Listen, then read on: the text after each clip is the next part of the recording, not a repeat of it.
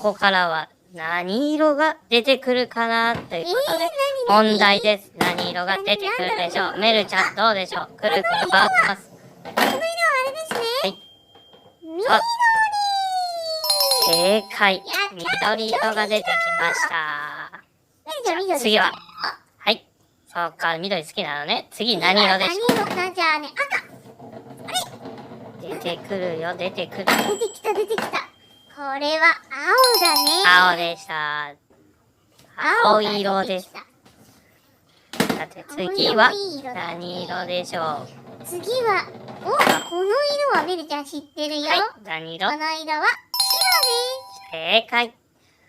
じゃあ次はね、数字を当てましょう。何個出てくるでしょう。何個だ？これは1個、2個、1、2で2個でした。色は赤と黄色だったね。ね、次は何個でしょう。次は、ちょっといっぱいあるね。ちょっといっぱいある。数えられるかな？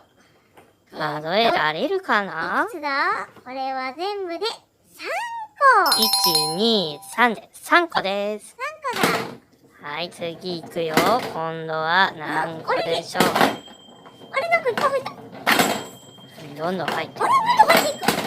どんどん入っていくよ。おー、いっぱい出てきたね。何個になったでしょうか。お、じゃあちょっと数えてみよう。